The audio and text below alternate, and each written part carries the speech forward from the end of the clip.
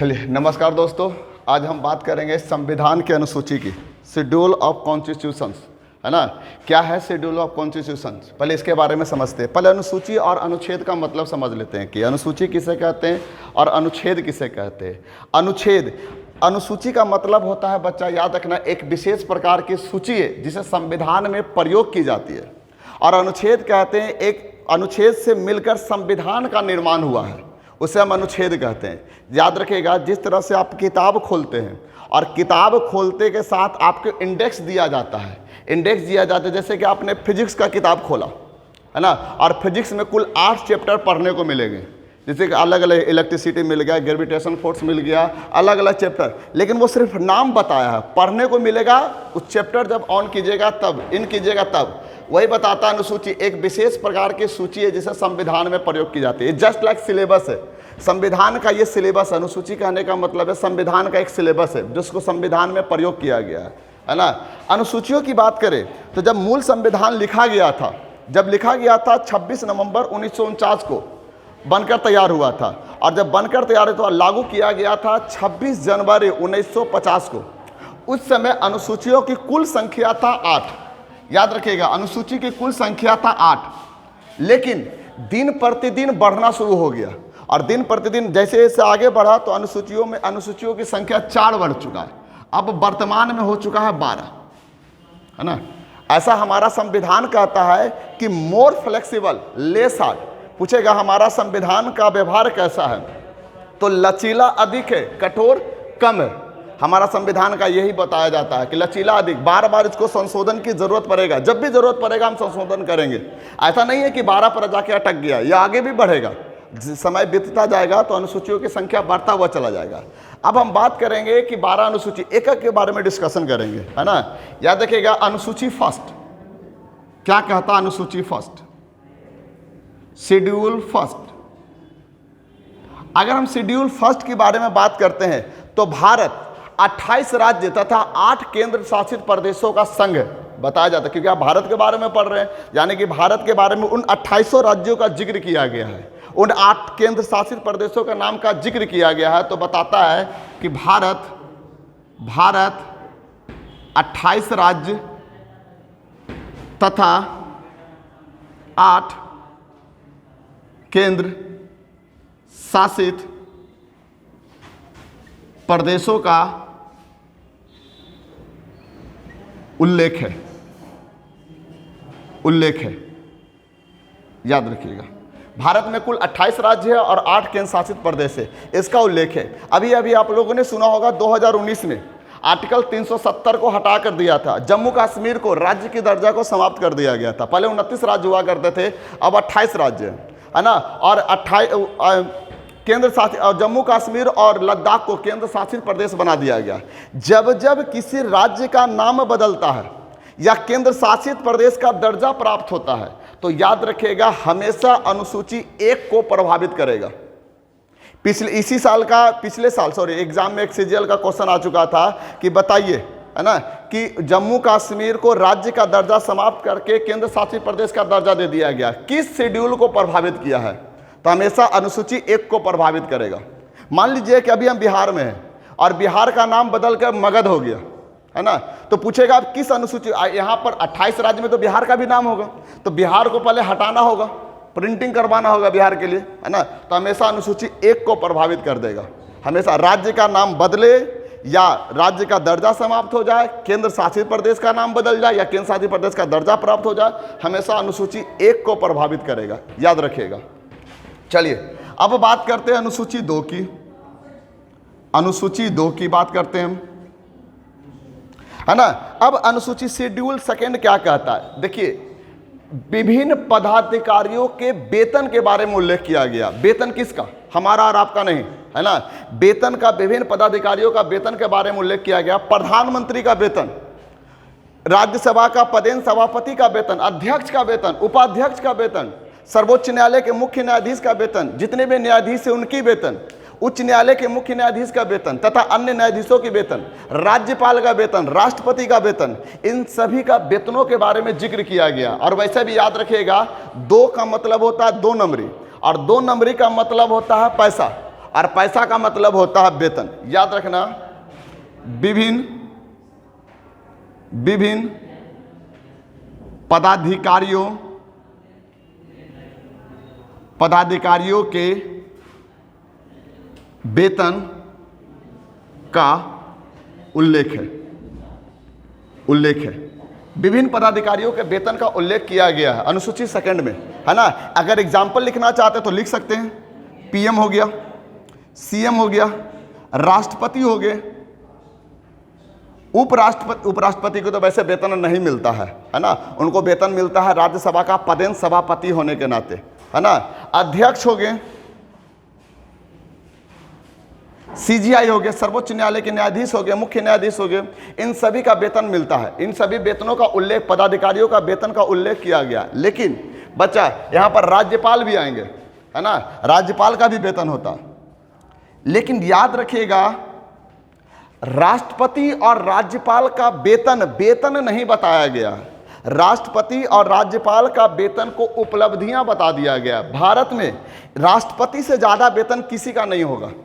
भारत की राष्ट्रपति का कुल वेतन है 5 लाख, जो टैक्स फ्री है ना, टोटल वेतन उनका टैक्स फ्री होता है भारत के राष्ट्रपति का वेतन। तो आई थिंक आप लोग समझ चुके होंगे कि अनुसूची 1 क्या कहता है, अनुसूची 2 क्या कहता है। अब जिक्र करते हैं अनुसूची 3 की, शेड्यूल 3,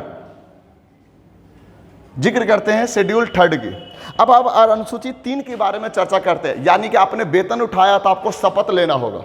संविधान कहता है कि अनुसूची 3 में कहा गया है कि जो पदाधिकारी वेतन उठाया है वही पदाधिकारी को शपथ भी लेना होगा, चाहे वो राष्ट्रपति हो, चाहे वो प्रधानमंत्री हो, चाहे वो सीएम हो, चाहे वो राज्यपाल हो, चाहे वो सर्वोच्च न्यायालय का मुख्य न्यायाधीश हो, सभी को आपको शपथ लेना हो। और वैसे भी 3 अक्षर से शपथ याद रखिएगा, है ना।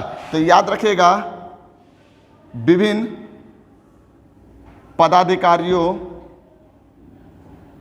पदाधिकारियों का शपथ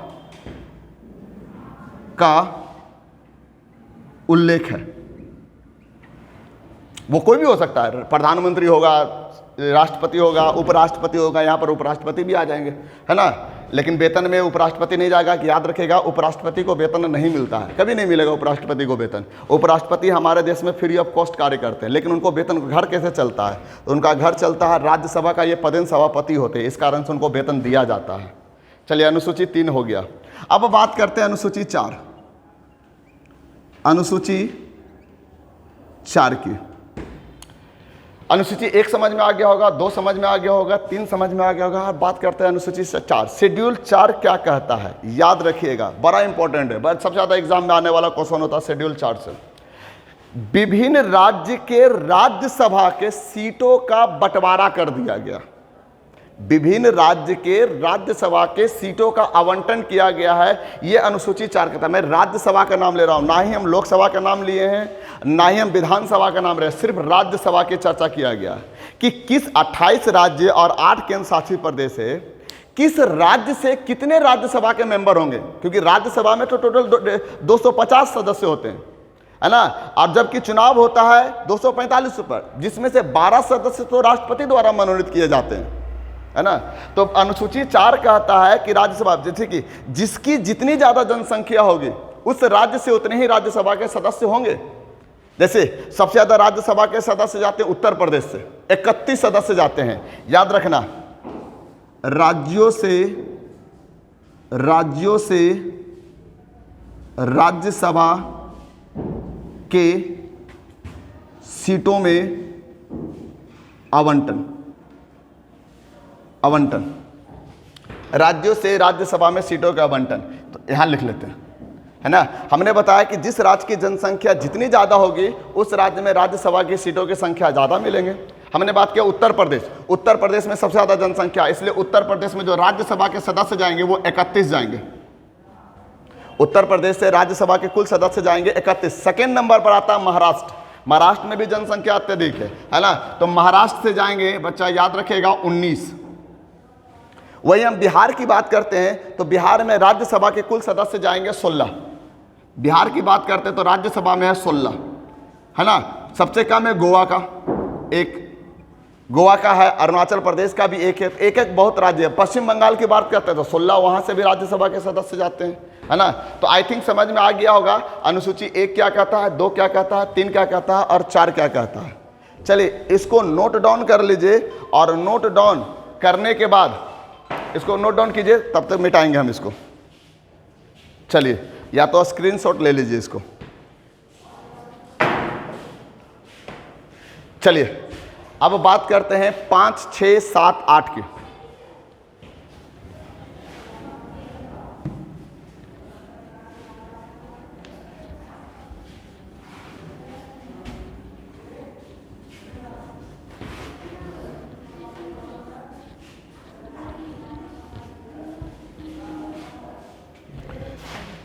चलिए अनुसूची 5 की बात करते हैं। अनुसूची 4 तक हो गया होगा, अनुसूची 5 की बात करते हैं।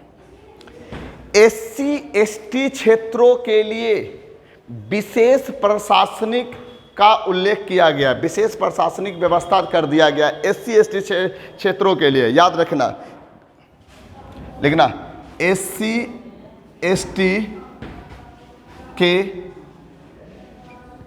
प्रशासन में, प्रशासन का विशेष प्रावधान किया गया एससी एसटी के लिए। याद रखिएगा एससी एसटी के लिए विशेष प्रशासन का विशेष प्रावधान किया गया, एससी एसटी के लिए सिर्फ किया गया, विशेष प्रावधान किया गया है ना। चलिए अब आगे बात करते हैं। देखिए 5 लिखते हैं कैसे, 5 लिखते हैं एस की तरह, तो याद रख लीजिए 5 एस है तो एस की तरह, एससी एसटी से याद रख लीजिए, है ना। अनुसूचित जाति तथा अनुसूचित जनजाति, है ना। अब बात करते हैं अनुसूची 6 की। जब आपने 5 याद कर लिया तो 6 भी बहुत आसान है ना। कि एससी के लिए तो नहीं बात करता है, एसटी के लिए विशेष प्रशासन का प्रावधान कर दिया गया, कुछ राज्यों में कर दिया गया विशेष, है ना। सिर्फ एसटी के लिए कर दिया गया, विशेष प्रशासन का प्रावधान कर दिया गया, विशेष प्रशासन का प्रावधान किया गया कुछ राज्यों के लिए। 4 राज्य हैं, AMTM, असम, मिजोरम, त्रिपुरा तथा मेघालय, है ना। असम, मिजोरम, त्रिपुरा तथा मेघालय, 4 राज्यों के लिए एसटी के लिए विशेष प्रावधान किया गया है। आई थिंक समझ में आ गया होगा, क्योंकि 5 याद रखिएगा, 5 एस की तरह लिखते हैं तो 5 याद हो गया तो 6ठा भी याद हो जाएगा, है ना। अब बात करते हैं 7 की, है ना। अब बात करते हैं 7 की, एक बार फिर से रिकॉल कर देते हैं। अनुसूची 1 क्या कहता है कि भारत 28 राज्य तथा 8 केंद्र शासित प्रदेशों का उल्लेख किया गया है ना। जब जब किसी राज्य का नाम बदल जाता है तो अनुसूची 1 को प्रभावित करेगा। क्लियर। 2 कहता, 2 का मतलब 2 नंबरी, 2 नंबरी का मतलब वेतन, वेतन का उल्लेख किया गया है। 3 अक्षर से शपथ होता है ना, तो विभिन्न पदाधिकारियों का शपथ का उल्लेख किया गया है। 4 राज्यसभा में सीटों का बंटवारा कर दिया, जिस राज्य का जनसंख्या जितनी ज़्यादा होगा सीटों की संख्या उतनी ज़्यादा मिल जाएगा उसको, है ना। 5 एससी एसटी के प्रशासन का जिक्र कर दिया गया।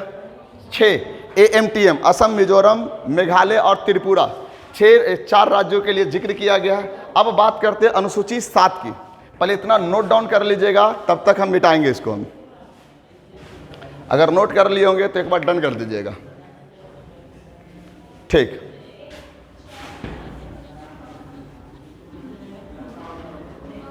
चलिए शेड्यूल 7 की बात करते हैं। शेड्यूल 7 सूची दिया गया है, लिस्ट बना दिया गया है। अनुसूची 7 में कहता है कि आपको लिस्ट बना दिया गया है कि केंद्र संघ कितने विषयों पर कार्य करेगा, राज्य कितने विषयों पर कार्य करेगा और दोनों मिलकर कितनों। तो 3 प्रकार की सूचियां बनाया गया है, याद रखिएगा। पहला बना दिया गया बच्चा संघ सूची, दूसरा बना दिया गया है राज्य सूची और तीसरा बना दिया गया है समवर्ती सूची।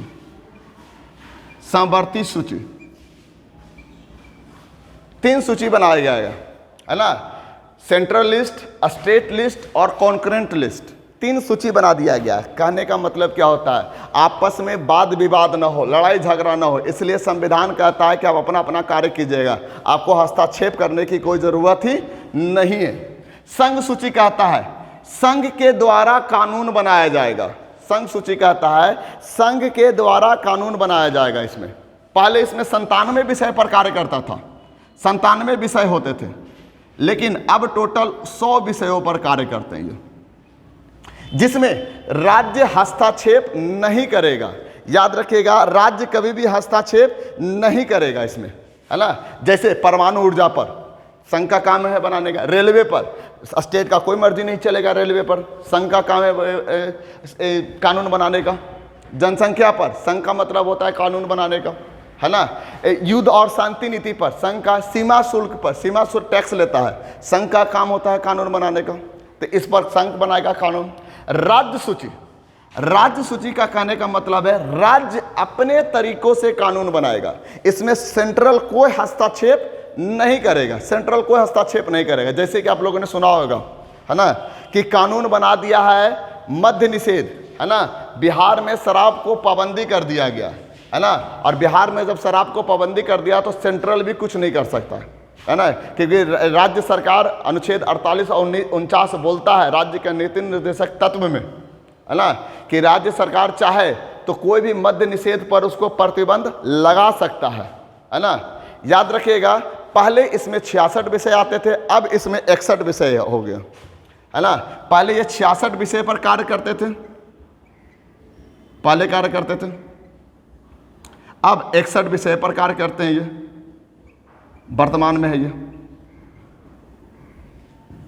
तो पहले ये इसको से छीन कर इसको दे दिया, देखिएगा, इसको से छीना है, इसको थमा दिया है, समझ में। अब समवर्ती सूची, कॉन्करेंट लिस्ट क्या होता है, राज्य सरकार और केंद्र सरकार दोनों मिलकर कार्य करेगा, राज्य सरकार और केंद्र सरकार दोनों मिलकर कार्य करेगा, उसको हम समवर्ती सूची में कहते हैं, है ना।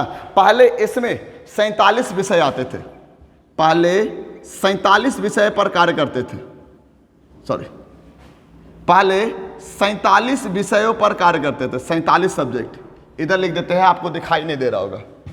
समवर्ती सूची में, समवर्ती सूची में